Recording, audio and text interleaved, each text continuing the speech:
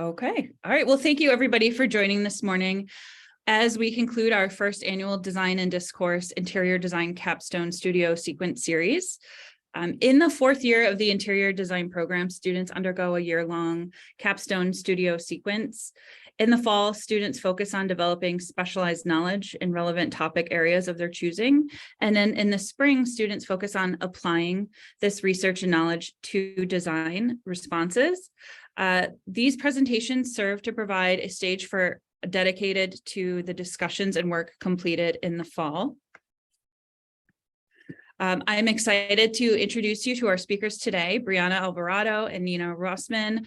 Briana's presentation is focused on the issues surrounding people displaced due to climate change, especially as many seek out the Great Lakes in Michigan region for sanctuary and relocation.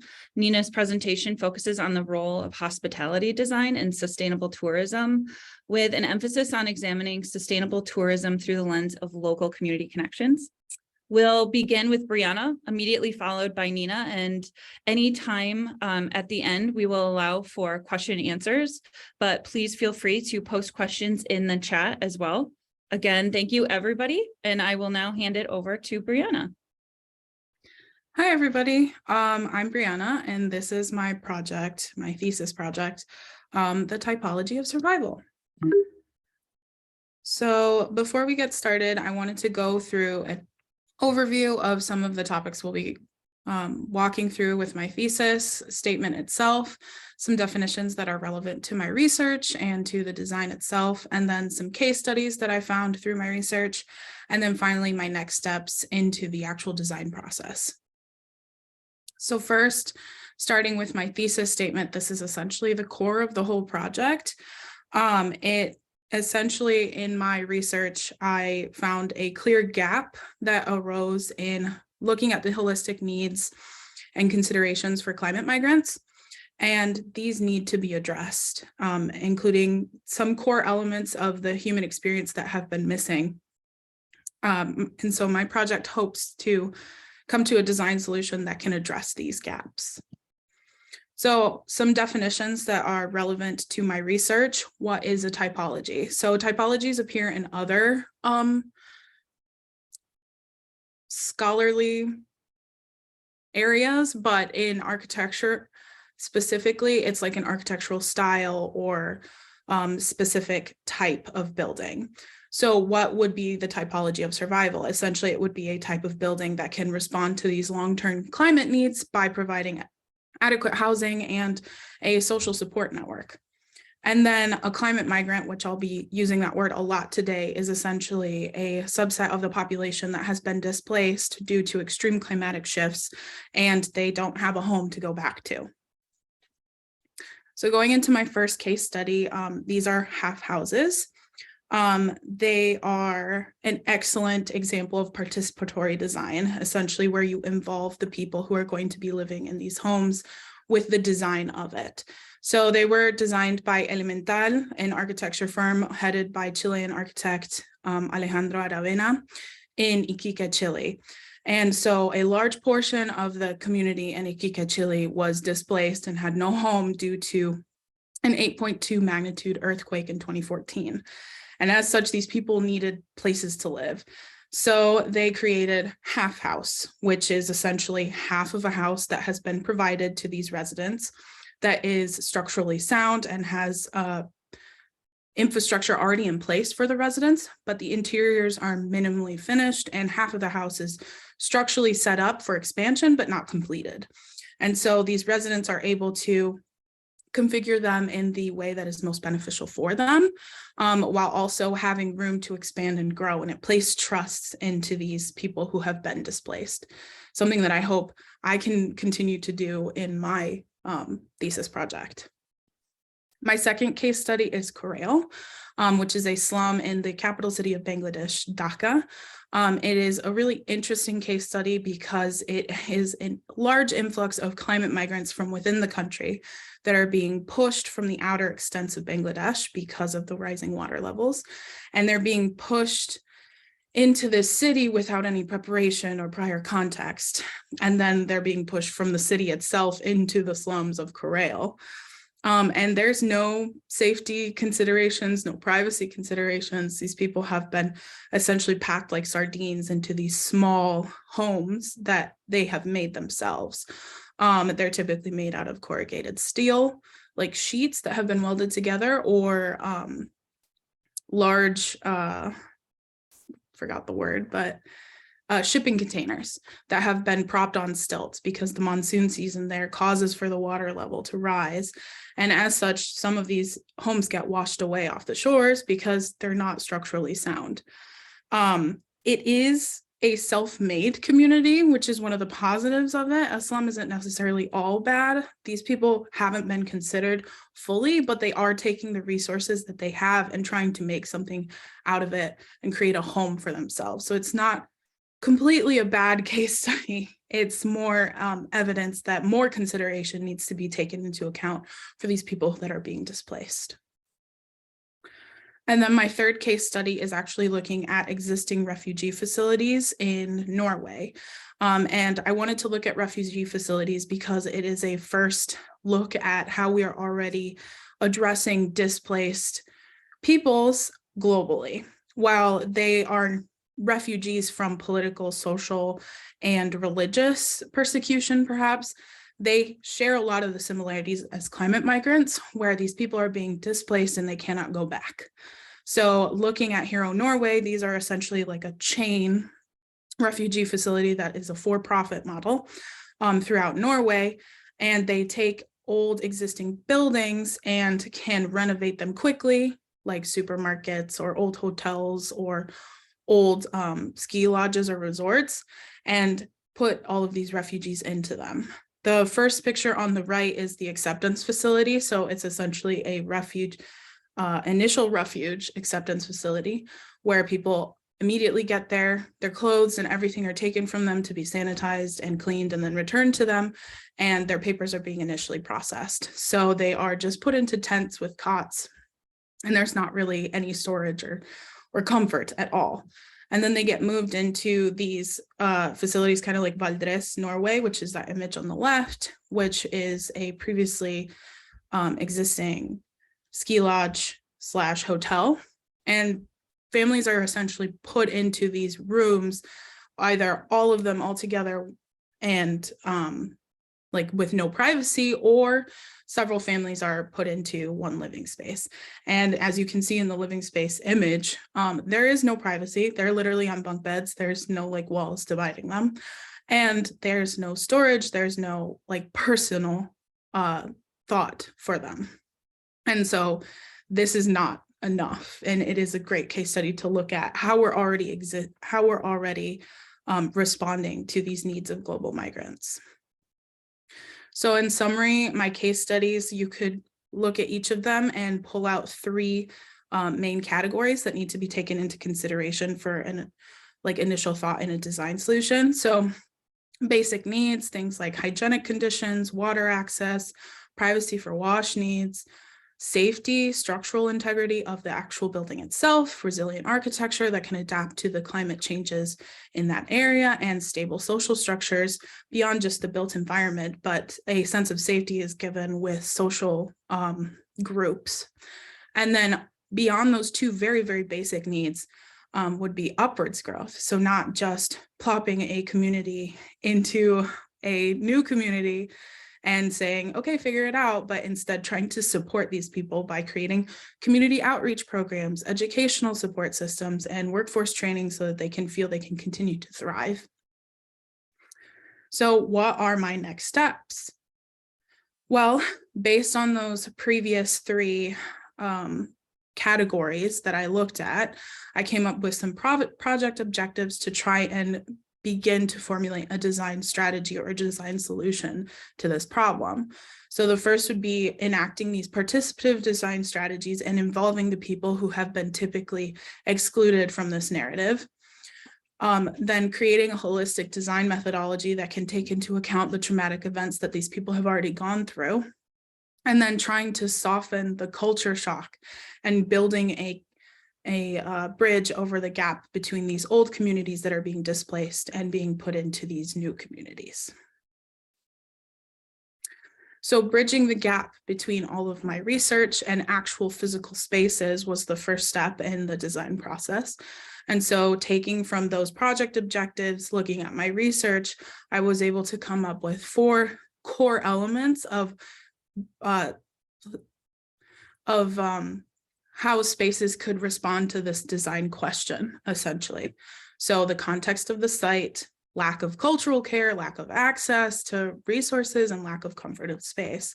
So within the context of the site, community resources would be able to, again, soften that blow of culture shock and be able to actually get them to connect to the new community that they've been injected into. So a community education facility or an outreach center. Lack of cultural care, lots of times when people are being moved around, they lose this sense of culture that is so core and so like it is a core to their identity. So being able to provide things like food, which is such a huge part of a cultural identity that perhaps they didn't have access to, or a flexible worship center, because religion is also a very core element of a lot of people's identities. And then lack of access to resources.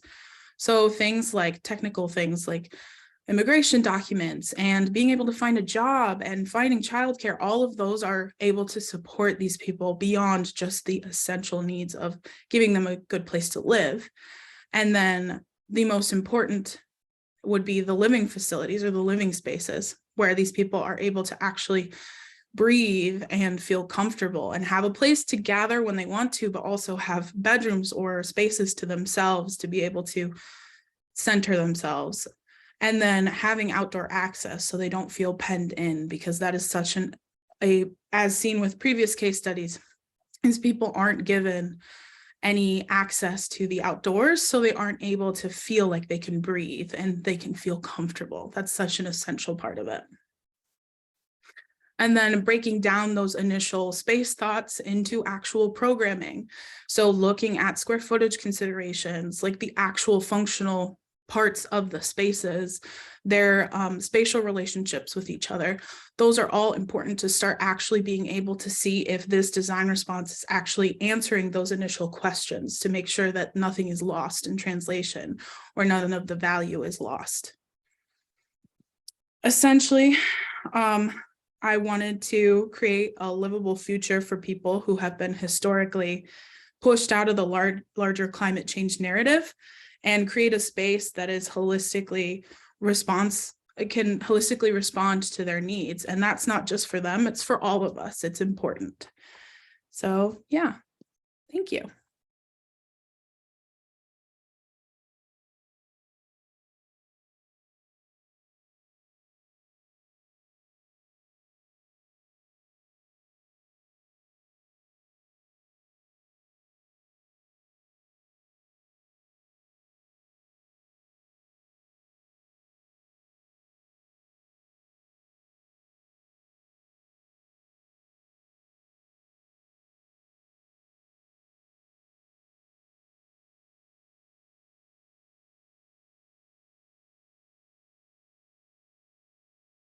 Okay, hi everybody. So it might look like I'm looking up, but you guys are on this monitor up here, so I promise I'm looking at you. I'm Nina Rossman. I'm here to talk about my thesis project, which is Traveling with a Purpose, focused on sustainable tourism. So a little overview today of what I'm going to be talking about. I'm going to go over my thesis statement. I have a few slides about tourism and sustainable tourism, a little bit of my background research, looking at 4 indicators of sustainability. I'll then go into my case studies, look at some project objectives, and then my determined site, I'll go over a little more information about the culture of that area. So this quote I found in my research, I really thought set up my project very nicely. It comes from John DeFries, the CEO of Hawaii Tourism Authority. He stated, communities are not going to be spectators to their own future. Communities are going to become extremely engaged, so shaping the future of tourism is a big component of that. So I thought this was really great. It really encompassed all of the goals that I was looking to accomplish in my project. So from that, my thesis statement is the current model of tourism is blinded by the focus on tourists and is lacking respect for the local communities and natural environment. The sustainability of a vacation destination should be based around 4 main areas: human factors, social responsibility, economic stability, and environmental stewardship. By focusing design efforts on these 4 indicators, the tourism industry will become more sustainable and create a stronger balance between communities. So first, in the beginning of my research, I decided to just look at some general tourism research. There are 3 different types of travel: domestic, outbound, and inbound.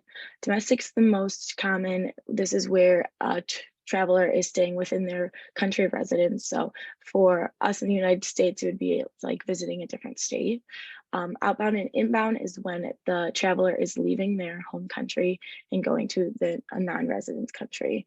So the outbound is them actively leaving their country, and the inbound is them coming in. I also looked at the economic impact of tourism. So for the United States, travel and tourism expenditure adds up to $1.1 trillion every year.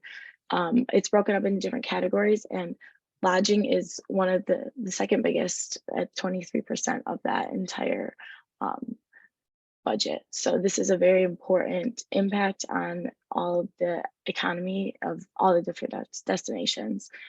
I also looked at the different user groups of the types of travelers. I found that there's really 5 main categories: the solo adventurous, couples, friends, family, and business travelers. So while they all have different needs and expectations, there are some goals that overwhelmingly all these people, all these travelers are looking for when they are traveling. So this is a worry-free stay, a comfortable stay, feeling of satisfaction, an enjoyable experience, and a convenient place to stay. So those were important in kind of coming up with the end result of my design. Then focusing more on sustainable tourism, the United Nations defines sustainable tourism as tourism that takes full account of its current and future economic, social, and environmental impacts, addressing the needs of visitors, the industry, the environment, and the host communities. So the host communities is what was very important during my research. Tourism would not exist without the local communities, but the issue that currently exists is that they're not being represented in their communities. So they need to be able to define their own needs and values to improve the sustainability on their terms and what would they need and what is most important to them. And the goal of the destinations is to be able to develop the tourism, but without the cooperation of the local communities, that can be difficult. So encouraging this will create a stronger support, participation, and agreement on newer development. So understanding the sustainability efforts need to lead towards a locals first approach is very important to help resolve this issue. Also looking at the different areas of the destination, there is the city, the community, and the natural environment. All 3 of these elements impact one another. So ensuring that they aren't working against each other and they are working together is very important. So understanding also that this connection between them is through this concept of community. So enriching that community sense is going to be very important. Ways to do this by expressing the natural qualities of the local nature in the community design, respecting the natural balance while making the built environment sustainable. Preserving the natural ecologies is the fundamental aspect of this. There have been trends where architects have been focusing on changing the existing environment rather than enhancing it. So understanding this issue and trying to revert that is going to be important. So from the United Nations, they had broken down sustainability into 4 main areas. So that's where I really focused my research on. They are the human, social, economic, and environment. So human understands the human capital and working to improve that, ensuring that humans have access to health and education systems, services, nutrition, really bettering individuals on a personal level. Social works to improve the social capital of that destination. So accommodating a larger view in relation to the community as a whole, the culture and the globalization of that. So emphasizing the impact that it will have on future generations. So while the current state is an important thing, looking to see how it's going to affect the people in the future as well, and understanding the connection between everybody. And then the economic is obviously the economic impact of the destination in terms of money. This is a huge part of this sector is a huge part of most destination. So this is a very important goal as well, to understand that all these changes in the other areas of sustainability will affect this one as well. And then the last one is environmental. So this is working to improve human welfare by aiming to protect natural capital. So this refers to land, air, water, minerals, the ecosystem, while also ensuring that the population needs are met through these initiatives and helping promote the healthy environmental sustainability. So now I'm going to go into my case studies. I looked at the case study as a whole, but then also looking back at those 4 areas of sustainability, kind of understanding what these locations are doing well or what they can improve on each sector of that. So my first case study is the Pai Pai Island Village Resort. This is in Maya Bay, Thailand. So in 2000, Leonardo DiCaprio started a movie called The Beach, which was filmed at this destination. After that movie became popular, this destination also attracted a lot more visitors. It's an island, so the only way to get there was by ferry. So all of the tourists had to come in through ferry boats that were coming back and forth hundreds of times a day. And this was destroying the coral reef in the waters, as well as all of the people that are on the beach. They did not really understand the impact that they were having. So the lack of respect on the natural environment with polluting and even putting on sunscreen and going in the water, like all of these were impacting the natural environment of this destination. So after a lot of harmful visitors, the authorities had to actually shut down this beach in 2019. So it was shut down for a few years to help the natural environment kind of regenerate itself. I was able to open a few years ago. And so the Village Resort has partnered now with Phuket Marine Discovery Center. So this is helping to promote the resort's environmental efforts to try to avoid this problem from happening again. So the visitors that come to this resort are actually able to be involved in the sustainability efforts, as well as the employees there. So even the impact of these 2 communities being able to help the environment together is a great way to involve the 2 communities. They have different exhibits that help them to do some breeding and releasing of different wildlife, mangrove planting. So this is also all to educate and inspire resort guests. So looking at the indicators of sustainability through that human, the tourists are well informed about the procedures now with this Discovery Center, the social aspect. These communities are able to come together, to the residents and the tourists are both able to help the sustainability efforts in this. And then after the beaches were closed, the economic revenue was at an all-time low. So while bringing in these new programs will hopefully increase that tourism and bring the economy back up.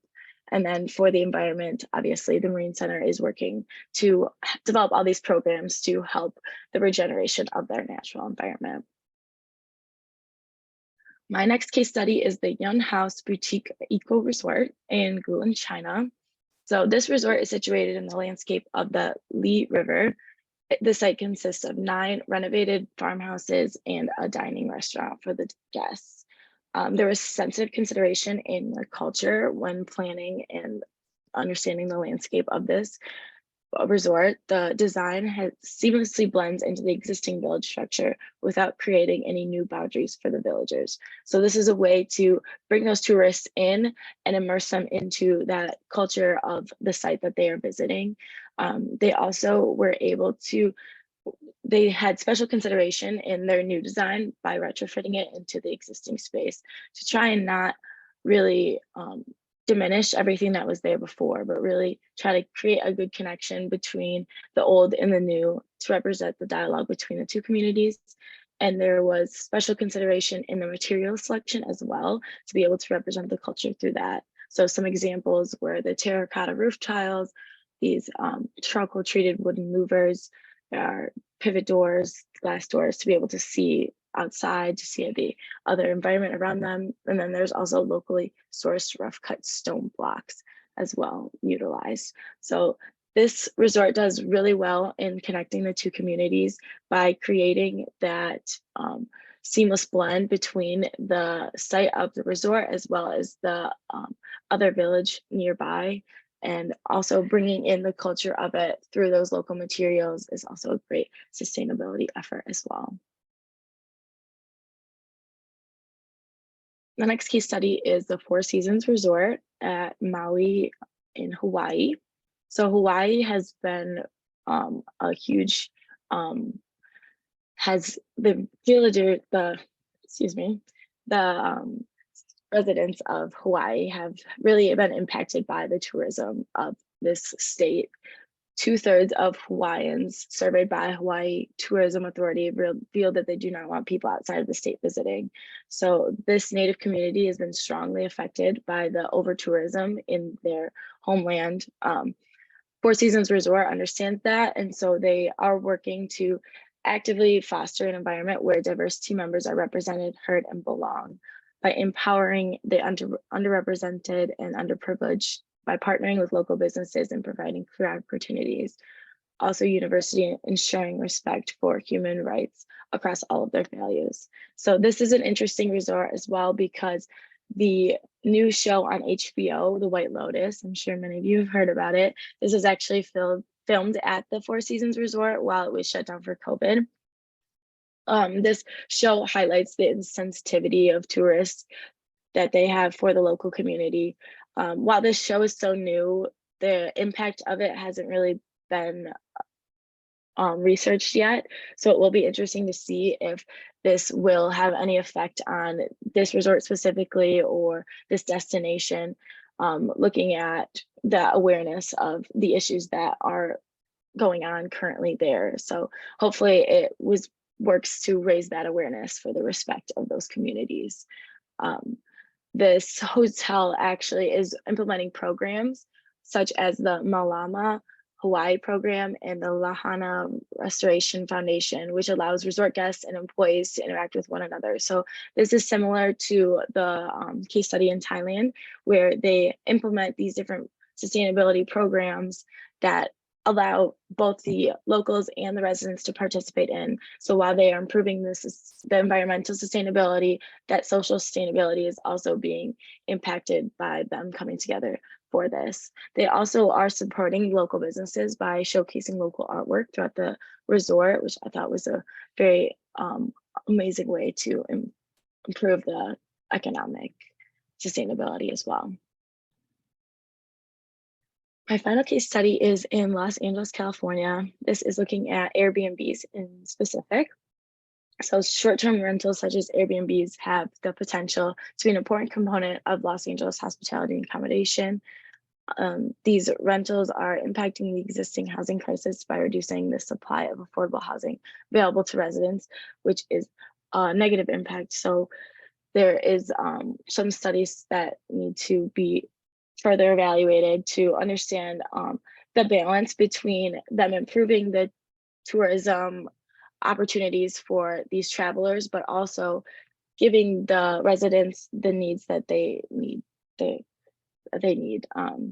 So for the human aspect, focusing on understanding what the residents need and providing that economic benefit to them at an individual level is important.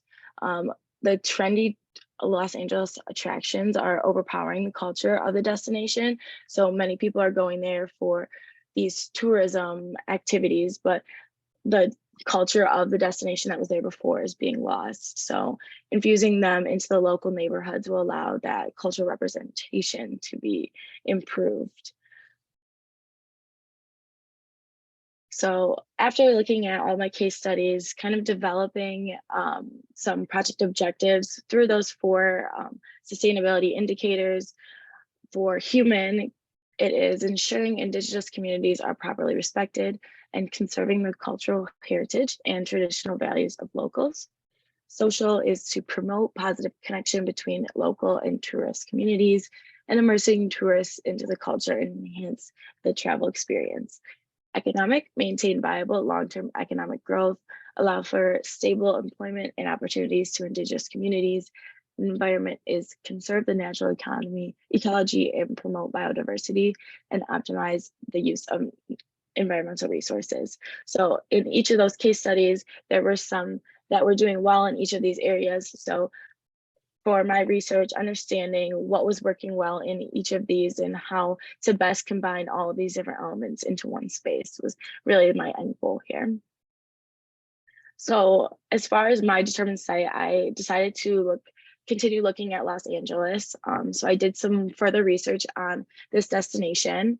The mayor of the city of Los Angeles stated, tourism is an essential source of job creation and business activity across our region, and it helps make Los Angeles a global city and a center of economic growth and prosperity. So tourism is a very important aspect of Los Angeles. So working to understand the problems of this area and trying to improve that was one of my goals.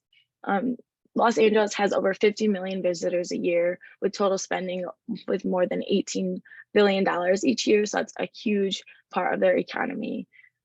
Many people visit the heart of central Los Angeles, downtown Los Angeles. So this is leading to the over-tourism issues there. Some problems caused by over-tourism are alienated local residents, overloaded infrastructure, damage to local nature, and threats to culture and heritage. The goal is to want visitors to engage in enriching experiences that take in consideration the needs of the city and the local communities. So understanding the best ways to do that. Los Angeles was a great destination to choose because it is very culturally expansive. It has citizens from over 140 countries that speak 224 different languages. So celebrating the diversity of all of these local residents is a great way to promote this, and immersing the tourists into this will allow them to gain unique perspectives and experiences while they're visiting. So the greater Los Angeles County is broken up into 8 different regions. Each one of them has their own culture and celebrations within them. While Central Los Angeles is the wealth of the economy, there are important elements from each of these regions that need to be celebrated. So I did decide to implement my site in Central Los Angeles. This is because the tourists are still going to go there. There are reasons that they are going there, but the most important part of my end goal of my hotel design is that I would like to represent each one of these regions within that and understand that the culture of each one of them is important. So empowering them through the representation in this site and understanding that they, having the tourists understand that there is a reason why that they are here and they need to be conscious of the other communities that are around. So further in my design, I will understand 3 community spaces, a marketplace, a lobby, and a restaurant. And each one of these spaces are going to work to understand the connection between the residents and the local tourists, and ensuring that maximum social sustainability is improved while also understanding the effect on each of the other indicators of sustainability and creating a balance of all of them. And that is it. Thank you so much for listening. Thank you so much, both Briana and Nina. Really interesting work. There is something that your topics have in common, and I'll use the term that Briana used with acceptance facility. I think that was in your Norway precedent. So this kind of question is for both. When we think about welcoming people, whether they're tourists or maybe refugees, migrants, displaced people, and we're bringing them into a new context, what types of things are you interested in thinking about or feeling that should be there to best represent the cultural context or a connection to the communities in both of your projects? I guess in mine, like a lot of the support spaces would be places where this community exchange could happen, where perhaps these international migrants can show like local food, local fare, or show people in the new community how to make it feel more accessible. Specifically, I was looking at making that international market a place for community exchange, because food, again, is like one of the largest and most important parts of cultural identity, I think. And every culture is going to have a different type of food, and it's really easy and approachable. So being able to create an international market where those resources are accessible to these new migrants, as well as accessible to this existing community, can kind of bridge that gap. That's how I was initially looking at like space considerations for that. And then also just like the religious aspect is also an important part. Lots of these people will be Muslim. And so being able to maybe educate the new, this existing community on what Muslim society or culture looks like will help to bridge that gap, at least initially. Yeah. I think for me, for the tourists that are first coming in, understanding the wayfinding and signage is going to be important so that they understand where they are going and what they're looking at and all of that, so that they aren't confused. And it can be difficult going into a new destination. So making it more comfortable and easy to understand for them is going to be the most important, as well as the connection between the spaces of my design is going to be important. So understanding how the lobby is going to interact with the marketplace, how it's going to interact with the restaurant is important, because the marketplace and restaurant, the goal is for them to be used by both communities. So understanding the connection and how the interaction between the two communities can take place within these destinations, as well as how Briana said, the food is very important. So both of those elements will incorporate that cultural food, and so that representation as well. Yeah, really interesting to think about how when we travel as a tourist somewhere, you want to bring awareness to the existing community and heritage and celebrate that so people can learn about what they're entering into. And it's kind of the opposite in Briana, your project, where you're having the people coming to the space showcase their culture and celebrating those heritages to the existing context. So it's really cool. You're looking at very similar things, but from completely different perspectives. And it's one of the things I love about projects like these, and being able to do deep dives into these topics, is because we might not have naturally, those wouldn't be our natural thoughts when it comes to these topics. I do see there's a question in the chat. This one is specific. Oh, and another one just popped up. I'll read the first one first. Briana, could you please explain why you chose Michigan as a site?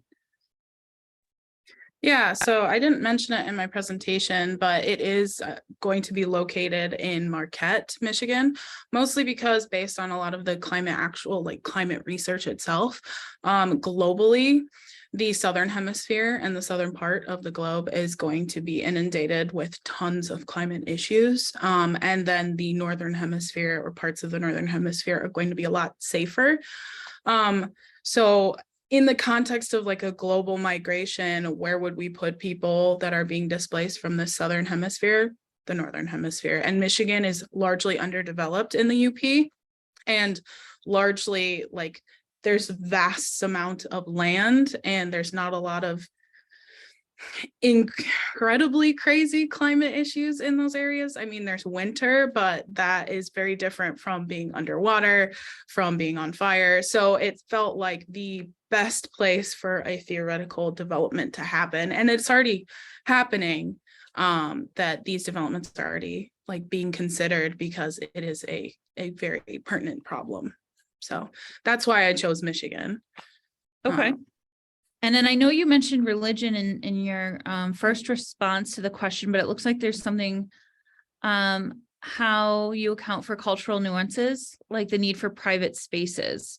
in a house for women in some Muslim societies. Yeah. So part of my research of Bangladesh, one of those wash needs was that menstruating women, specifically Muslim menstruating women, had no private place to be able to take care of those needs. So having access to private places, and then when looking at my flexible worship center, it would have to have a separation of gender, because again, Muslim societies, you separate for when you're I can't remember the word, it just slipped my mind, but when you're there practicing, essentially, you have to make sure those spaces have been separated. So I've already taken into consideration some things like movable walls, elements that would be able to separate the space either temporarily to allow for that, and within the living spaces as well, like movable walls being essential to that. Yeah. And then it looks like there's another question for both. Intrigued by how both of you would categorize the social cultural processes being initiated through your work. Oh yeah, assimilative or integrative. Those are two kind of really important things to think about. Curious your thoughts on those. Do you want to go, Nina?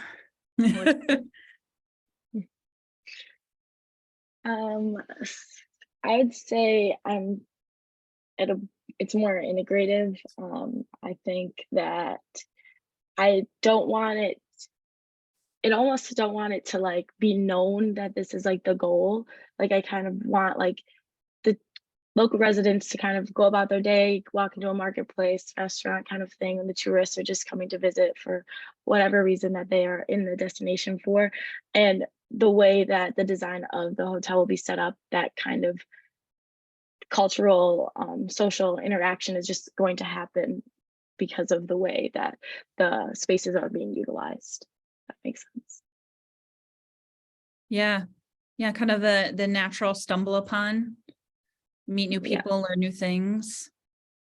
So I think if people are very aware of kind of why like they're in the space, what the goal of that is, it could kind of shy them away from going there, interacting. Yeah. I'd say mine, it's kind of hard to distinguish between the two because what I'm trying to do is be able to create like a permanent new home for these people. So essentially that is assimilative, but I don't want there to be cultural loss. So like being able to integrate this new culture in the existing culture is really a huge goal, because my own family is I'm half Hispanic. My dad came here and he's had to assimilate or integrate into the existing culture. And there have been things that have either been lost or just not thought about. And on a large scale like this, it's hard to be able to distinguish between like what can be kept and what will be lost. So hopefully like being able to not make these people feel foreign in this area, but also have them be able to seamlessly integrate into society as well. It's kind of a hard question for mine. I want to balance between the two. And yeah, it's definitely regardless of typology, it's definitely a challenge when it comes to things like that, of being aware of celebrating. And I think you mentioned the half house. In that precedent, it may also allow people that live there to develop it as they naturally would without it being predetermined. So it allows that natural expression to come out without the assimilation of, you've got the structural typology, as you mentioned, but the social and cultural aspect of that too really can take a different look or feel as it would. Yeah, something interesting about both your topics too, and we look at this when we talk about commercial design, especially workplace, where there's a lot of different departments that come together in a single place. You're also looking at your programs have more of an urban feel to them. So you're looking at things that might not necessarily be in a single building, or maybe but you're bringing the interior focus into more of an urban realm. So I'm curious if you could speak a little bit more how you plan to connect those programmatic areas together, and the kind of interior specific focus to them that I know you're still working towards that right now, but what are your thoughts so far? Yeah, that is one of my current goals right now that I'm going to be kind of focusing more on in the next few weeks. One of the kind of goals of my framework is understanding the one identity or one kind of design of the entire space while giving each of those specific spaces their own identity as well.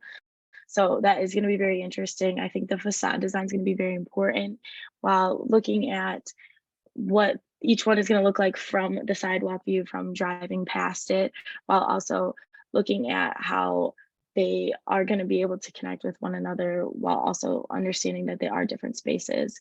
So I think with materiality and the kind of architecture of like maybe setting one back a little farther, one is going to have a different height versus all of those different things, I think are going to impact that.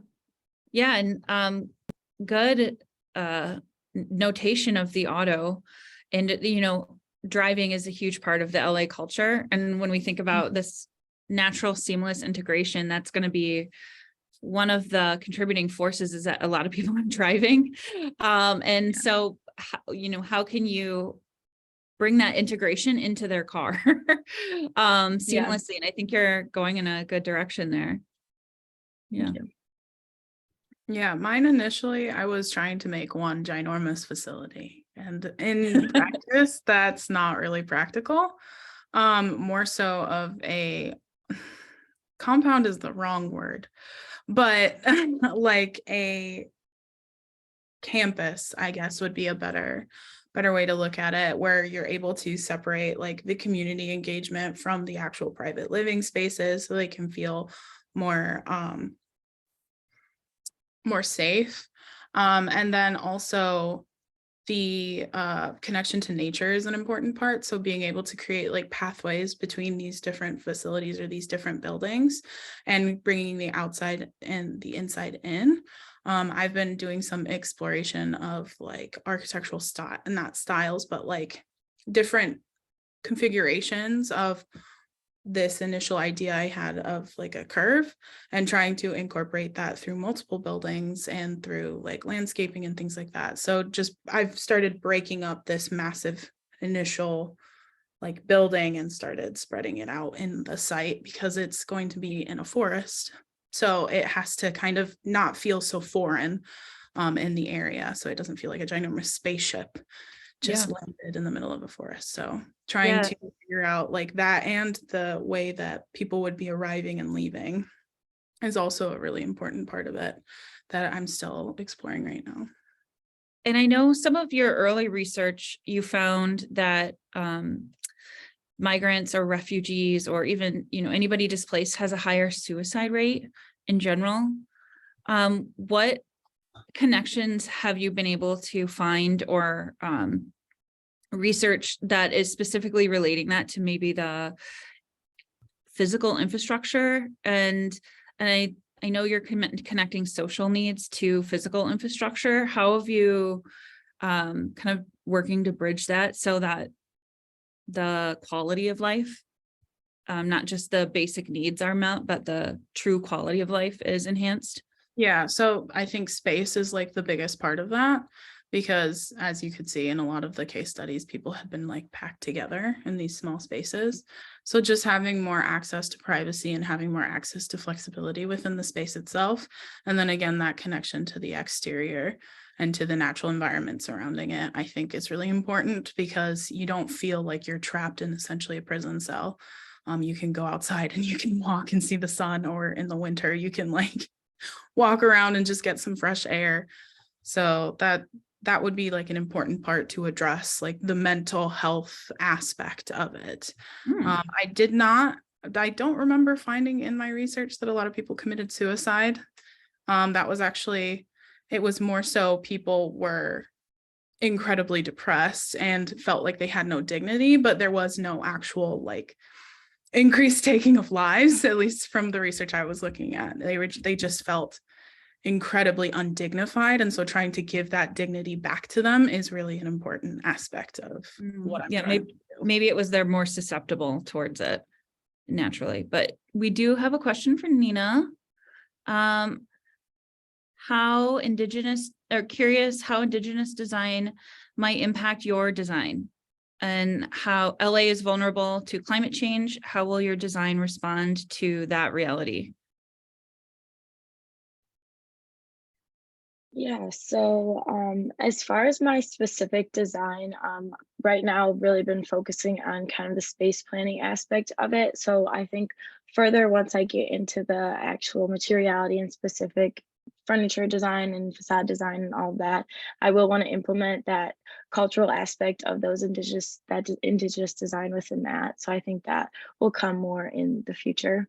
And then as far as climate change, yeah, I mean, I've also really been focusing on the social element of sustainability right now. There will be some environmental aspects that will be implemented into the design and further elements. So I think that will be addressed later as well, unfortunately. Okay.